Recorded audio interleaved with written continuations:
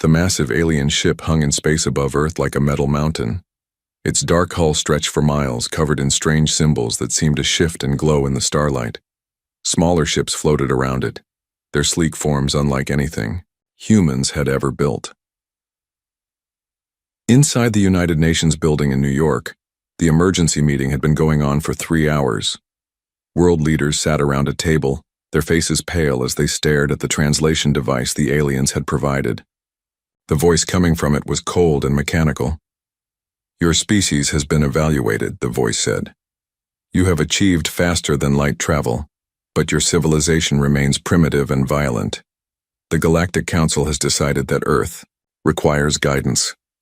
Admiral Sarah Chen leaned forward in her chair.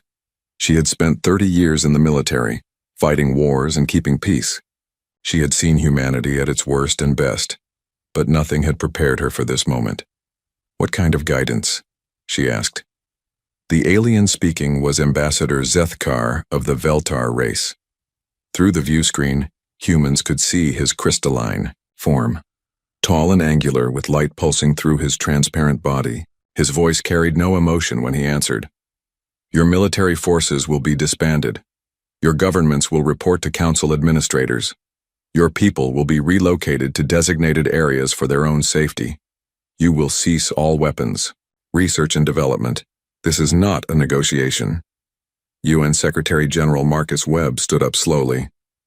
He was an older man, with gray hair and tired eyes that had seen too many conflicts. But his voice was steady when he spoke. "Ambassador Zethkar, we appreciate the Council's concern for our welfare. However, humanity must respectfully decline your offer." Silence filled the room. The alien's crystalline form flickered with what might have been surprise. "You decline?" Zethkar's voice carried a note of confusion. "Perhaps you do not understand. We are offering you membership in a galactic community that spans 47 worlds. We offer technology, knowledge, and peace." Admiral Chen stood beside Webb. "We understand perfectly. You're offering us slavery with better decorations." The other council members appeared on smaller screens around the room. There was High Regent Morth of the insectoid Kresh Empire, his compound eyes glittering. Commander Yilix of the aquatic Draenei floated in her water-filled chamber. Each represented a civilization thousands of years older than humanity. "Your species shows classic symptoms of aggressive expansion disorder," said Regent Morth, his mandibles clicking. "Left unchecked, you will become a threat to galactic stability. We have seen this pattern before."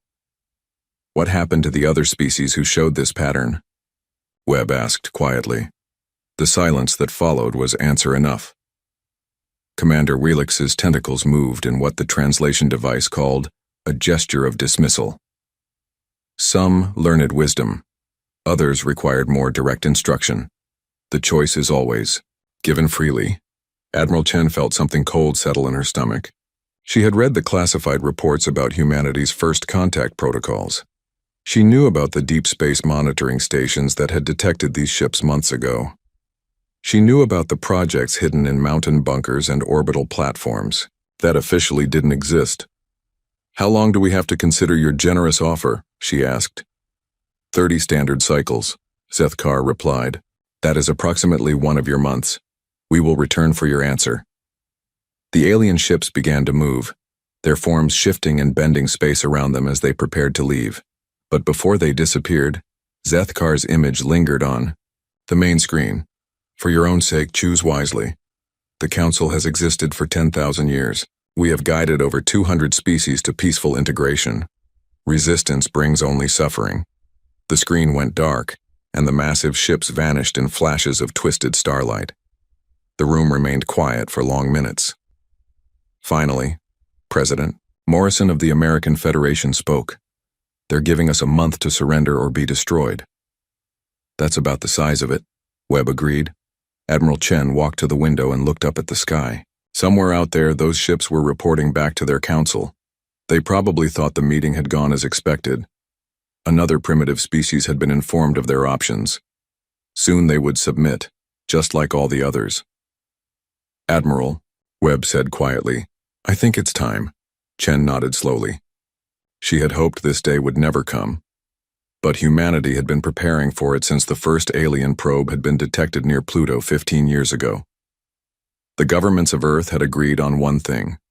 If contact came, and it was hostile, humanity would not go quietly. She pulled out a secure communication device and entered a code she had memorized but never hoped to use. "This is Admiral Chen, authorization Omega 77. Initiate Protocol Darkstar. All stations, all projects, all assets. Full activation." Across the solar system, signals began to pulse between hidden installations. On Mars, massive construction. Platforms that had been disguised as mining operations began to hum with activity. In the asteroid belt, automated factories that had been building in secret for years received their activation codes. On Earth's moon, weapons platforms hidden beneath fake mining equipment powered up for the first time. But the real work was happening in places the aliens had never thought to look. Deep in Earth's oceans, in hidden facilities carved into ocean trenches, scientists had been working on projects that pushed the boundaries of known physics. They had studied every piece of alien technology that had been recovered over the years, every crashed probe and abandoned sensor array. Dr. Elizabeth Reyes sat in one of those facilities, 3 miles beneath the Pacific Ocean. She had been waiting for this call for 5 years. Around her, the most brilliant minds humanity had ever produced were already at work. "How long until the first prototypes are ready?" Admiral Chen's voice came through the secure channel. "The orbital platforms are already in position," Dr. Reyes replied. "The quantum disruption arrays need another 2 weeks. The temporal manipulation devices..." She paused. "Those are still theoretical. Make them practical, Doctor. We have 30 days to show the Galaxy Council that humans are not sheep to be herded." As the call ended, Dr. Reyes looked at the screens around her showing humanity's greatest secret. For decades, human scientists had been working on technologies that made the aliens' weapons look primitive. They had cracked the secrets of space-time manipulation, quantum field generation, and matter transmutation. The Galaxy Council thought they knew what humanity was capable of. They had observed human ships, analyzed human weapons, and decided that this young species was no real threat. They were about to learn how wrong they were. Above the hidden facility, the ocean waves continued their eternal dance, unaware that beneath them, humanity was preparing to introduce the galaxy to a new kind of warfare. The kind that didn't just destroy enemies, but made them understand that some species were better left alone. The countdown had begun. In 30 days, the Galaxy Council would return expecting Earth's surrender. Instead, they would discover that humanity's greatest weapon wasn't their technology or their military might. It was their absolute refusal to kneel before anyone, no matter how powerful they claimed to be. The war for Earth's freedom was about to begin, and the galaxy was about to learn why humans called themselves the most dangerous species in the universe. High Admiral Vexthar stood on the bridge of the Galactic Council's enforcement vessel Eternal Judgment. Through the massive viewport, he could see his fleet assembled in perfect formation. 200 of the most advanced warships in the galaxy, each one capable of reducing a planet to asteroids. The fleet represented the combined military might of 17 different species. Feltar crystal ships that could bend light itself. Kresh biovessels grown rather than built, their hulls alive and self-healing. Draenei waterships that flowed like liquid mercury through space. Each vessel carried weapons that had conquered hundreds of worlds. "Status report," Vexthar commanded. Vexthar, his species, the Zephrani, were tall and thin with skin like polished metal. They had served as the Council's military leaders for 3,000 years. "All ships report ready, High Admiral," his aide replied. "Weapons charged, shields at maximum, reconnaissance drones deployed around the human system." Vexthar nodded, studying the tactical display. Earth hung in the center like a small blue marble, surrounded by its primitive space installations. Intelligence reports showed human ships moving between their planets, but they were laughably crude vessels powered by simple fusion engines.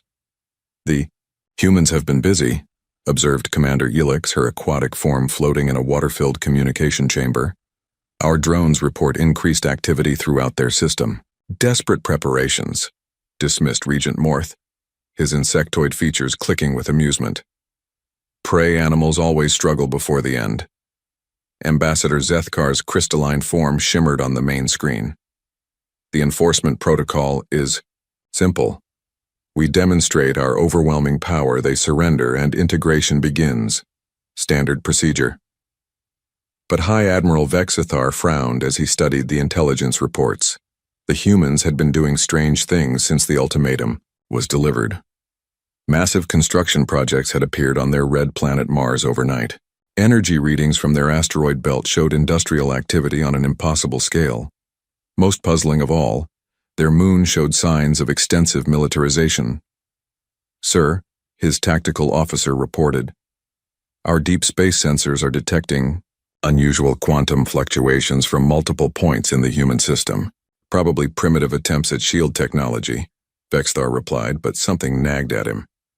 In his long career, he had overseen the integration of 43 species. Most surrendered immediately when faced with Council superiority. A few fought back with conventional weapons before being quickly overwhelmed. None had ever shown this level of preparation. The Eternal Judgment moved through hyperspace toward the human system, accompanied by the largest enforcement fleet ever. Assembled for a primitive species integration, Council military doctrine was clear. Overwhelming force applied quickly would minimize casualties on both sides. What troubled Vexthar was that the humans seemed to be preparing for a real war, not the brief demonstration of power that usually ended these situations. Their ships were moving in patterns that suggested actual military strategy rather than panic. Their construction projects showed planning that must have begun years ago. "Admiral Chen sends her regards," came a transmission. On standard Council frequencies, the voice was calm, almost friendly. "She wants you to know that humanity appreciates the advance notice. It gave us time to prepare a proper welcome." The bridge fell silent. No species had ever thanked the Council for giving them time to prepare their surrender. "Response, sir?" asked the communications officer. "Ignore it," Vexthar ordered, but he felt increasingly uneasy. Something was wrong. In 30 years of enforcement actions, no species had ever responded to the Council's arrival with casual politeness. As they approached the human system, the scout ships reported their findings. Human vessels were indeed moving throughout their territory, but they weren't fleeing or hiding. They were positioning themselves in defensive formations that suggested they actually intended to fight. "Sensor analysis of human vessels?" Vexthar requested. "Crude fusion-powered ships with kinetic weapons," reported his science officer. "Basic plasma cannons, primitive missile systems, simple energy shields. No match for even our oldest technology." But the quantum fluctuations were growing stronger. Whatever the humans were doing, it was affecting space-time itself on a local level. The Council's most advanced sensors couldn't identify the source of the disturbance. "Perhaps they've discovered some form of exotic matter manipulation," suggested the science officer. "Many primitive species stumble onto dangerous technologies during their development phase." "All the more reason to end this quickly," Vexthar decided. "Signal the fleet. Battle Formation Alpha. We'll target their moon installations first. A show of force should bring them to their senses." The Council fleet dropped out of hyperspace at the edge of the human system in perfect formation. 200 vessels arranged, in a pattern that had intimidated countless species into immediate surrender. Instead, they received another transmission from Admiral Chen. "Welcome to Sol System," her voice said calmly. "Before we begin, I want you to know that humanity holds no ill will toward the individual species of the Galactic Council. What happens next is a direct response to your government's decision to threaten Earth. Please remember that you were given the choice to leave us alone." High Admiral Vexthar felt something he hadn't experienced in decades: uncertainty. The human's tone wasn't defiant or desperate. It was the calm voice of someone who had planned for this moment and was confident in the outcome. "Sir," his tactical officer called out, voice tight with confusion, "I'm reading massive energy buildups throughout the human system. The quantum fluctuations are off the scale." On the main screen, Earth's moon suddenly blazed with light. Not the soft glow of cities, but the harsh radiance of weapons charging. But these weren't the primitive installations the scouts had reported. The energy signatures were unlike anything in the Council databases. "What are we looking at?" Vexthar demanded. "Unknown, sir. The energy patterns don't match any known technology." Across the fleet, similar reports came in. Human ships were powering up weapons that didn't appear on any sensor readout. The asteroid belt blazed with energy sources that defied explanation. Most disturbing of all, space itself seemed to be bending around certain points in the human system. "Hi, Admiral." Commander Wilex's voice carried concern. "My science teams report that the humans appear to have developed technology that manipulates fundamental physical forces. This should be impossible for a species at their development level." "Impossible or not, we have our orders," Vexthar replied. But privately, he began to wonder if the Council had made a terrible mistake. The humans weren't behaving like any species he had encountered. They weren't trying to negotiate or surrender. They weren't even trying to escape. They were waiting. "Sir," his communications officer reported, "we're receiving a final transmission from the humans." Admiral Chen's face appeared on the screen. She was sitting calmly in what appeared to be a military command center, surrounded by displays showing information in human script. "Hi, Admiral Vexthar," she said. "Humanity offered the Council peaceful coexistence. You chose to respond with threats of subjugation. We want you to understand that what happens next is not anger or hatred. It's simply education. You're about to learn why intelligent species don't threaten humanity." The transmission ended, and space around the human system began to change. Reality itself seemed to ripple and bend as humanity revealed what they had been building in the 30 days since the Council's ultimatum. High Admiral Vexthar realized with growing horror that the Council hadn't come to integrate another primitive species. They had walked into a trap set by something far more dangerous than they had ever imagined. The war was about to begin, and for the first time in Council history, they were not the ones with the technological advantage. High Admiral Vexthar gave the order with practiced confidence. "Target the lunar installations. Precision strikes only. We want to disable their defenses, not destroy their moon." The Council fleet opened fire with surgical accuracy.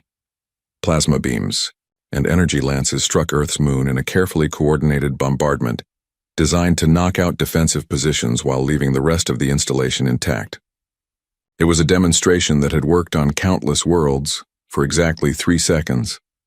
Then the moon exploded, not from the Council's attack, but from within. The entire lunar surface erupted in a coordinated detonation that turned Earth's satellite into an expanding sphere of superheated plasma and exotic energy. The explosion wasn't random destruction. It was controlled, directed, and absolutely devastating. The blast wave hit the Council fleet like the fist of an angry god. 47 ships simply vanished, torn apart by forces that their shields couldn't even recognize, much less stop. Another 63 vessels found their hulls twisted into impossible shapes as the explosion played havoc with local spacetime. "Report!" Vexthar screamed over the chaos on his bridge. "Sir, the humans weaponized their entire moon," his tactical officer shouted back. It was one massive bomb designed to detonate when attacked. But that wasn't the worst part. As the remains of the moon scattered into space, something emerged from the debris field. Ships. Human ships. But not the primitive vessels the Council's intelligence had reported. These craft were sleek predators that seemed to bend light around them, making them hard to see and harder to target. They moved with impossible grace, their hulls shifting and flowing like liquid metal. Most terrifying of all, they appeared and disappeared at will, phasing in and out of normal space. Admiral Chen's voice came over the communication channels, still calm and measured. "Phase 1 complete. All Council vessels, you have 10 seconds to surrender before we begin Phase 2. "Impossible." Regent Morth's voice crackled over the fleet communications. No primitive species could have developed such technology. The human ships didn't wait for an answer. They attacked with weapons the Council had never seen before. Energy beams that didn't just pierce armor but unraveled it at the molecular level. Projectiles that ignored shields by existing in multiple dimensions simultaneously. minds that aged their targets decades in seconds, turning advanced hull materials into brittle dust. Commander Wilex's bioship, the Living Current, tried to escape the battle zone. The vessel's organic hull could regenerate from most damage and adapt to new threats. It had survived battles that destroyed entire fleets. A human ship appeared directly in front of it, materializing out of empty space like a nightmare made real. The weapon it fired wasn't energy or matter. It was something far worse. The Living Current began to fold in on itself, its living hull trying to adapt to an attack that rewriting the fundamental laws of physics in the space around it.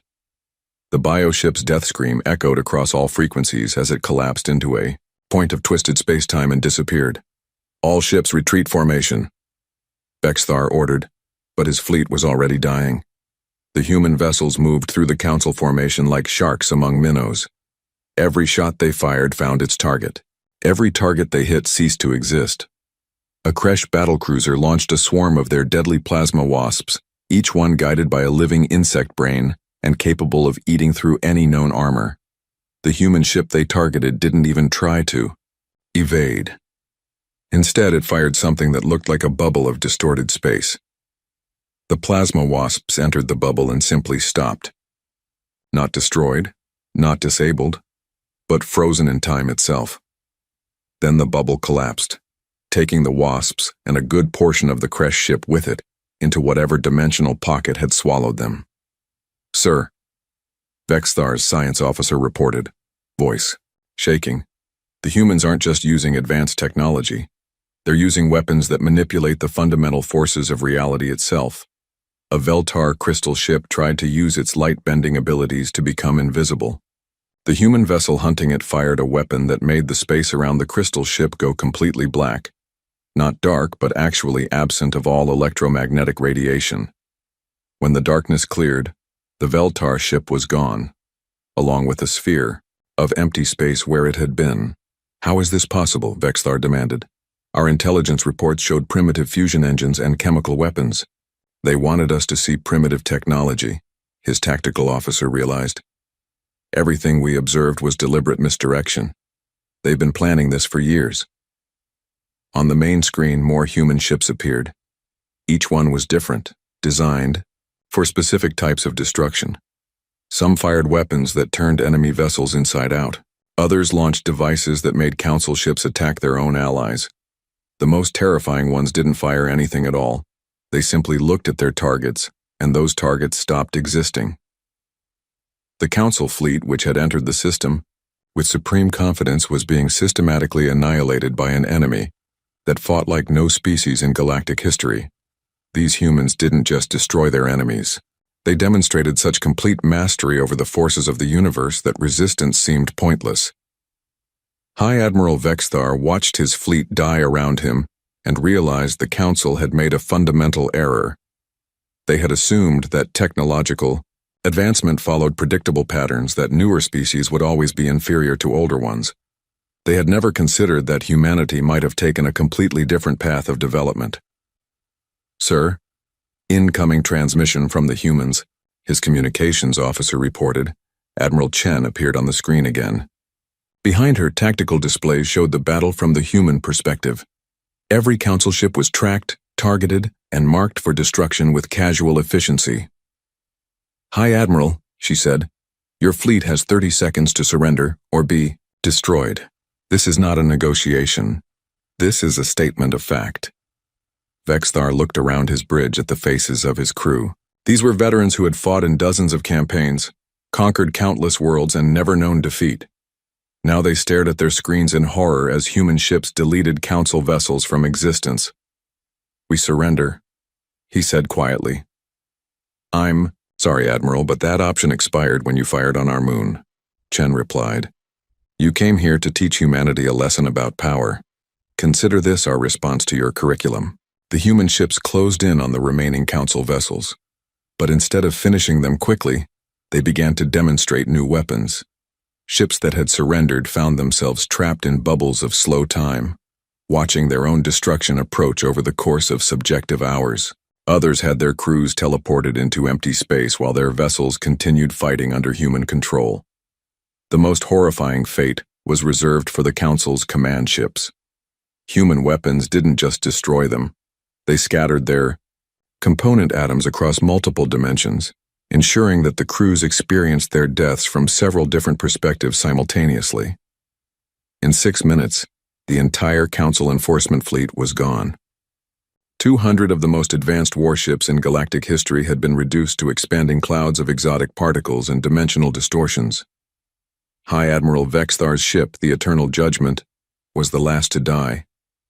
The human vessel that killed it fired a weapon that aged the ship's hull 10,000 years in an instant.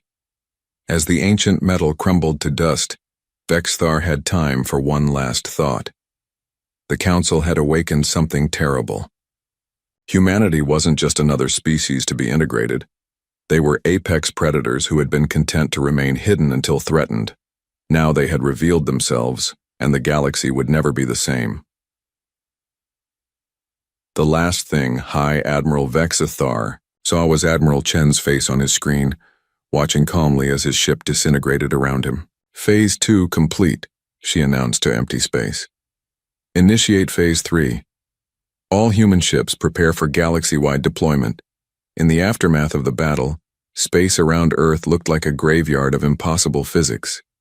Patches of twisted time, holes in reality itself, and clouds of matter that existed in dimensions the Council had never discovered.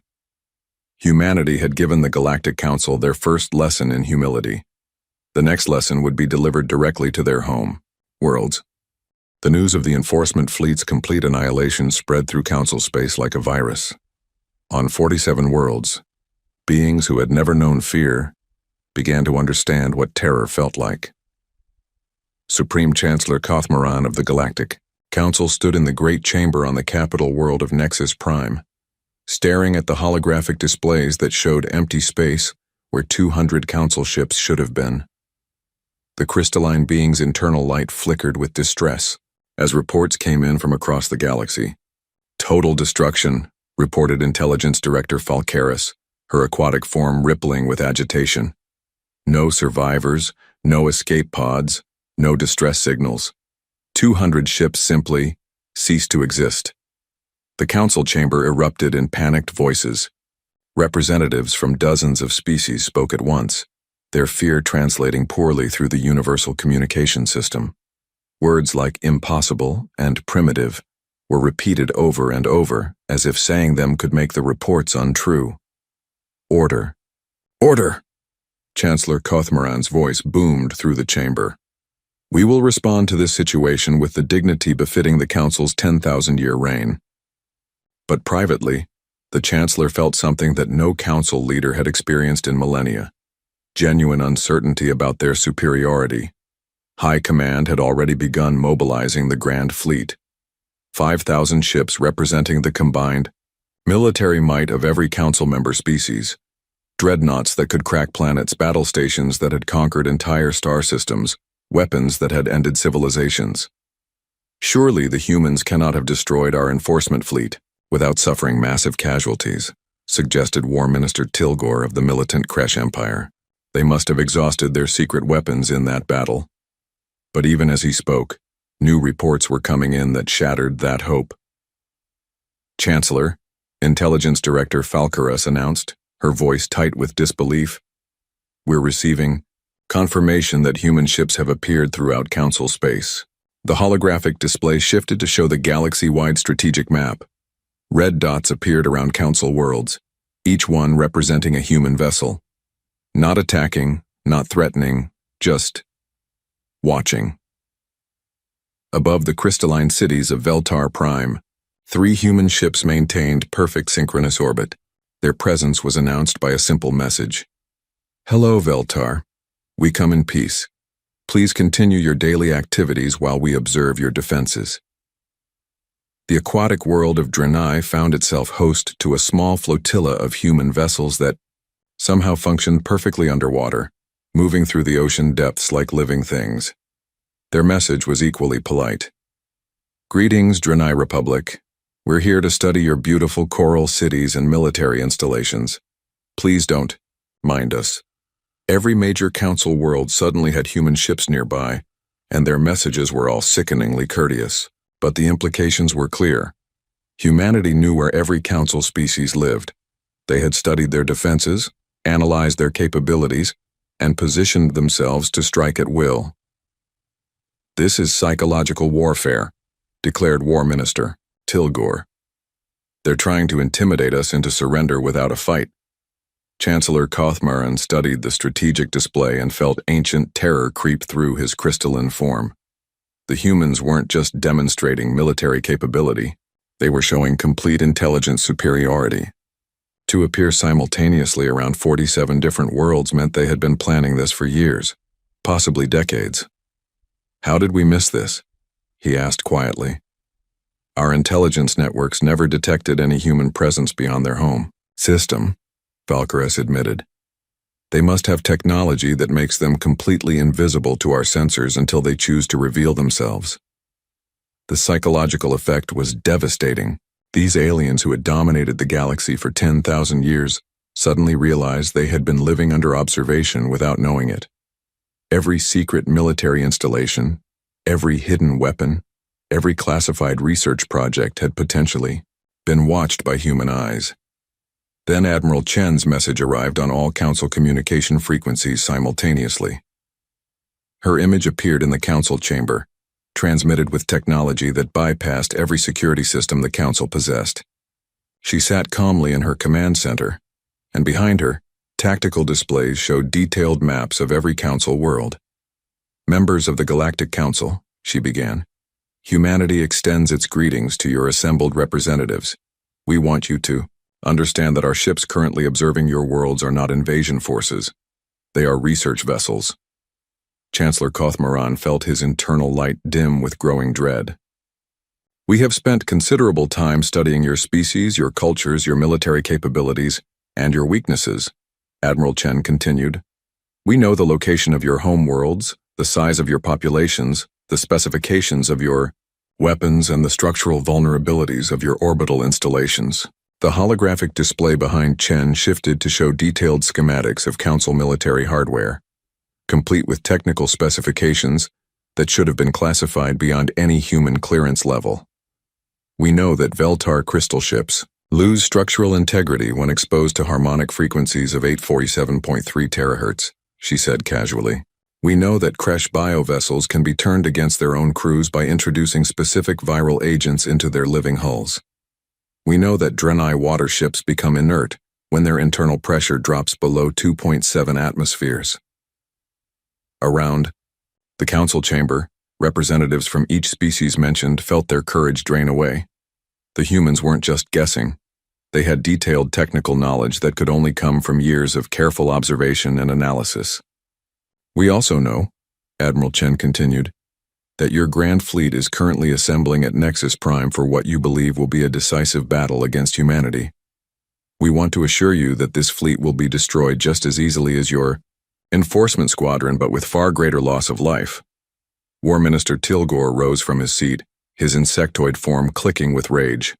"Humans, your primitive species may have achieved one victory through treachery, but the full might of the Council will crush you." Admiral Chen's expression didn't change. Minister Tilgore of the Kresh Empire, born in the warrior city of Hax Talor, primary genetic sequence 7749 Alpha Prime, current location Council Chamber Section 12, Seat 847. She paused. "We know who you are, where you come from, and where you sleep at night." The chamber fell silent. The humans had just demonstrated knowledge of individual Council members that should have been impossible to obtain. "This brings us to humanity's final offer," Admiral Chen said. "Stand down your military forces, recall your Grand Fleet. Accept that Earth will remain independent and free from Council interference. In return, we will withdraw our observation ships and leave you to govern your worlds in peace." "And if we refuse?" Chancellor Kothmaran asked, though he dreaded the answer. Admiral Chen's smile was neither cruel nor kind. It was simply the expression of someone stating an obvious fact.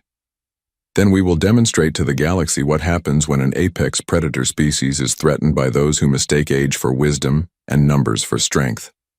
Your fleets will be destroyed, your worlds will Be left defenseless and your species will survive only because we choose to be merciful. The transmission ended, leaving the council chamber in absolute silence. For the first time in galactic history, the council faced an enemy that wasn't just militarily superior, but had completely outmaneuvered them strategically. The humans had turned the council's own intelligence networks against them, mapped their weaknesses and positioned themselves to strike at will. Chancellor Kothmaran looked around the chamber at the faces of representatives who had never known defeat. Their expressions showed the same realization that was growing in his own mind. The Galactic Council, masters of the galaxy for 10 millennia, had met their match in a species they had dismissed as primitive. Worse, they were beginning to understand that humanity had never been primitive. They had simply been watching, waiting, and planning. The question now was whether the Council's pride would allow them to accept defeat, or whether they would force humanity to demonstrate just how thoroughly they had been outclassed. War Minister Tilgor was already calling for the Grand Fleet to advance. But Chancellor Kothmaran found himself wondering if they were about to make the greatest mistake in Council history. The humans were offering them a choice: accept defeat gracefully, or be destroyed utterly. Looking at the strategic display showing human ships positioned around every council world, Kothmaran began to suspect there was really no choice at all. The Grand Fleet of the Galactic Council assembled at the edge of the Nexus Prime system like a metal constellation. 5,000 warships from 47 different species, each one a masterpiece of military engineering. Dreadnoughts that stretched for miles, battle stations that housed entire cities, weapons platforms that had ended star systems. War Minister Tilgor stood on the bridge of the massive Kresh battleship swarm's Vengeance, watching his forces organize into the largest military formation in galactic history. This wasn't just the Council's response to human aggression. This was the demonstration that would restore the natural order of the universe. "Sir," his tactical officer reported, "all ships report ready. The combined firepower of this fleet could sterilize every planet in the human system simultaneously." Tilgor's compound eyes gleamed with satisfaction. "Then let's end this nightmare and remind the galaxy who truly rules among the stars." The Grand Fleet entered hyperspace as one, their passage through folded space-time creating gravitational waves that could be detected across half the galaxy. It was meant to be an announcement. The Council was coming and resistance was futile. But as they approached the boundary of human space, something went wrong. Ships began disappearing, not destroyed, not damaged, simply gone. The Crystal Harmony, a Veltar dreadnought with 30,000 crew, vanished from sensors between one moment and the next. The Deep Current, a massive Draenei battle whale, ceased to exist mid-transmission. "Report," Tilgor demanded as his formation began to dissolve. Around him, "Sir, we're reading massive spatial distortions throughout the fleet," his science officer replied, voice tight with panic. "Ships are being pulled into what appears to be dimensional rifts." On the main display, reality itself seemed to be tearing apart. Holes in space-time opened and swallowed entire squadrons. Council vessels that had survived 1,000 battles simply fell out of normal space and disappeared into whatever lay beyond. "Evasive maneuvers," Tilgor ordered, but there was nowhere to run. The dimensional tiers were opening everywhere, guided by an intelligence that seemed to know exactly where each ship would try to flee. Admiral Chen's voice echoed through the chaos on all frequencies. "Grand Fleet of the Galactic Council," she said calmly. "You were warned. What you are experiencing is humanity's response to 10,000 years of galactic bullying. Every species you have conquered, every world you have enslaved, every civilization you have destroyed in the name of order. This is for all of them." The human ships appeared like ghosts materializing from nightmare. They didn't attack in formations or use conventional tactics. They simply existed wherever they needed to be, their weapons rewriting the laws of physics around their targets. A squadron of Kresh bioships tried to adapt to the assault, their living hulls evolving new defenses. In real time, the human vessel hunting them fired something that wasn't a weapon at all, but a question posed to reality itself. What if these ships had never existed? Reality answered by making it so. The bioships didn't die or explode. They simply stopped being, along with any record or memory that they had ever been built. War Minister Teal'c watched his fleet die around him and finally understood what the humans had been trying to tell the Council. This wasn't a war between civilizations. This was extermination being carried out by beings who had transcended conventional understanding of conflict. "Sir," his communications officer reported, "we're receiving transmissions from across the galaxy. Human ships are attacking Council installations on every member world simultaneously." The holographic display showed the scope of humanity's assault. It wasn't random destruction. It was surgical removal of the Council's ability to project power. Military bases simply vanished. Weapons factories ceased to exist. Entire fleets stationed at home worlds disappeared into dimensional pockets. But the civilian populations were untouched. Human ships swept through Council space like a cleansing fire, destroying everything related to military or governmental power, while leaving ordinary citizens completely unharmed. On Veltar Prime, crystal cities remained intact, while orbital, weapons platforms fell into holes in space-time. On Drenai, coral reefs continued to grow while underwater military complexes were aged to dust in seconds. On the Kresh homeworld, civilian hives buzzed with normal activity while warrior caste, breeding centers simply stopped existing. "They're not trying to conquer us," Teal'c realized with growing horror. "They're trying to teach us." The lesson was brutal in its simplicity. The Galactic Council existed only because humanity allowed it to exist. Their weapons, their fleets, their power structures could be unmade at will by beings who fought wars in dimensions the Council couldn't even perceive. As the Grand Fleet continued to disintegrate around him, Teal'c received a personal transmission from Admiral Chen.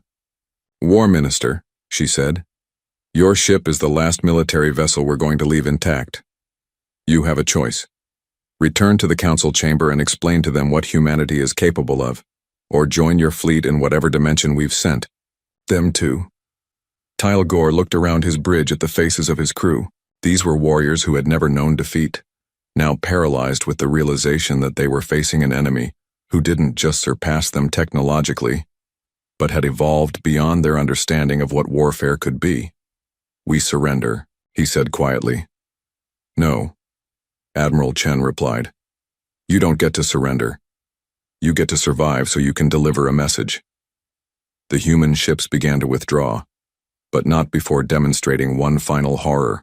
The remains of the Grand Fleet, scattered across multiple dimensions, were reassembled in normal space for exactly 10 seconds. 5,000 ships appeared simultaneously, each one perfectly preserved but completely empty. Every crew member, every weapon, every computer system had been selectively removed. Then the Ghost Fleet vanished again, leaving only empty space and the knowledge that humanity could manipulate reality itself with surgical precision. War Minister Teal'c's ship, the Swarm's Vengeance, limped back toward Council space carrying the survivors who would tell the galaxy what had happened. But even before they arrived, the news was spreading through every communication network. The Galactic Council's military might had been completely destroyed in a single engagement that lasted less than an hour. Humanity had demonstrated weapons that didn't just kill enemies but edited them out of existence entirely. Chancellor Koth-Moran stood in the Council chamber on Nexus Prime, staring at displays that showed the aftermath of humanity's response. Every Council military installation was gone. Every fleet had been destroyed or disappeared.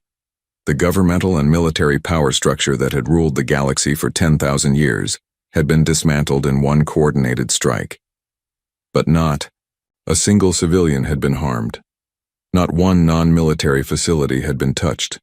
The humans had demonstrated power so absolute that they could destroy the Council's ability to wage war while leaving their societies completely intact. When War Minister Teal'c finally arrived to deliver his report, the Council chamber was silent. Representatives who had spent their lives confident in their species' superiority now sat in stunned contemplation of their complete helplessness. "They could have killed us all," Teal'c reported, his voice hollow. every man, woman, and child in council space. Instead, they chose to leave us alive and defenseless, dependent on their mercy for our continued existence. Admiral Chen's final message arrived as he finished speaking. Her image appeared on the main screen, transmitted through systems that shouldn't have been able to receive human signals. "Members of the Galactic Council," she said, "humanity wants you to understand that what happened today was not conquest. It was education. For 10,000 years you have ruled the galaxy through threats and force. You have destroyed species that refused to submit and enslaved those that did." She paused, letting her words sink in. "That ends now. Earth is officially reclassifying every member of the Galactic Council as a protected species. Your worlds will be monitored to ensure you don't develop the capacity to threaten other civilizations. Any attempt to rebuild your military forces will result in their immediate removal." The council representatives sat in stunned silence. They were being treated like children who had played with dangerous weapons and needed adult supervision. "However," Admiral Chen continued, "humanity has no desire to rule you. Govern your worlds as you see fit. Trade with each other. Explore the galaxy. Develop your cultures. Just remember that the next time you consider threatening another species, we will be watching." The transmission ended, leaving the council chamber in absolute quiet. For the first time in galactic history, no one spoke. No one dared to speak. They all understood that somewhere in the void, humanity was listening to every word, monitoring every thought, ready to intervene if the council forgot the lesson they had been taught. The age of human dominance had begun, not through conquest, but through the simple demonstration that some species were too dangerous to be allowed to threaten others. The galaxy's apex predators had revealed themselves, and the universe would never be the same. In the years that followed, historians would mark this day as the end of the Council era and the beginning of what they cautiously called the human